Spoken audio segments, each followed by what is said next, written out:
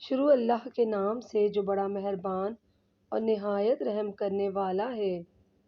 السلام علیکم۔ سچ کی برکت۔ شیخ عبدالقادر جیلانی، جنہیں غوث اعظم بھی کہتے ہیں، بہت بڑے بزرگ اور ولی اللہ گزرے ہیں۔ آپ کی ساری زندگی تبلیغ و اشاعت اسلام میں گزری۔ بے شمار لوگوں نے آپ سے روحانی فیض حاصل کیا۔ آج بھی دنیا آپ کی تعلیمات سے فیضیاب ہو رہی ہے۔ آپ کو بچپن ہی سے علم حاصل کرنے کا بے پناہ شوق تھا۔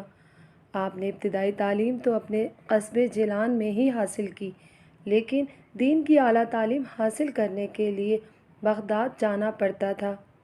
اس زمانے میں گاڑیاں اور موٹر کاریں نہ تھیں، اس لیے لوگ قافلوں کی صورت میں پیدل سفر کرتے تھے۔ چنانچہ آپ کی والدہ نے آپ کو بھی بغداد جانے والے ایک قافلے کے ہمراہ روانہ کر دیا۔ سفر پہ روانہ ہونے سے پہلے آپ کی والدہ نے آپ کو کچھ خوراک اور 40 اشرفیاں گزر و اوقات کے لیے دیں۔ آپ کی والدہ نے یہ اشرفیاں آپ کی قمیص کی تہ میں سی دیں تاکہ محفوظ رہیں، اور چلتے وقت آپ کو خاص طور پر یہ نصیحت کی کہ بیٹا، ہمیشہ سچ بولنا اور جھوٹ کے قریب نہ جانا۔ آپ نے ماں کی اس نصیحت کو غور سے سنا اور سفر پہ روانہ ہو گئے۔ قافلے کے لوگ ڈرتے ڈرتے سفر پہ روانہ ہوئے۔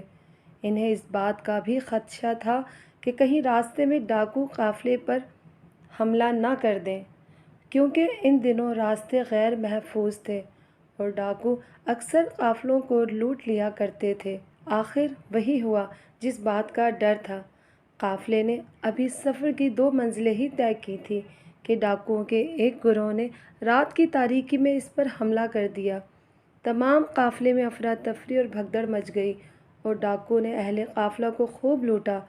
ایک ڈاکو شیخ عبدالقادر جیلانی کے پاس آیا اور کہنے لگا، لڑکے، تیرے پاس کیا ہے؟ آپ نے جواب دیا، میرے پاس 40 اشرفیاں ہیں جو میری قمیص کی تہ میں سلی ہوئی ہیں۔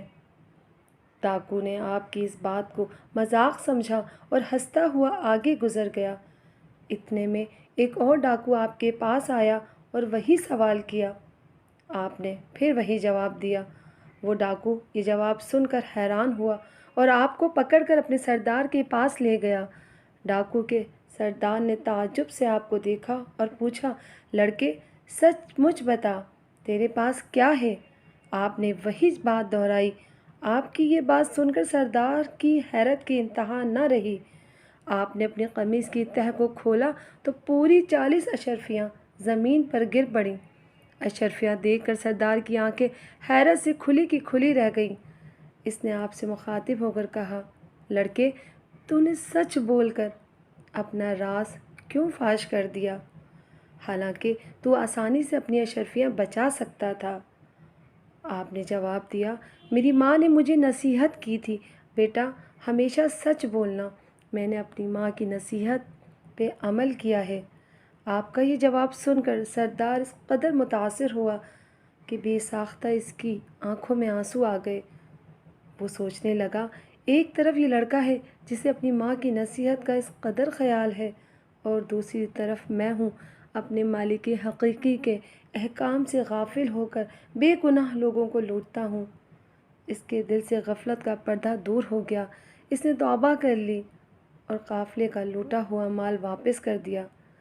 اس طرح آپ کی سچائی کی بدولت ڈاکوؤں کی اصلاح ہو گئی اور وہ نیکی اور پرہیزگاری کی زندگی گزارنے لگے۔ سبحان اللہ۔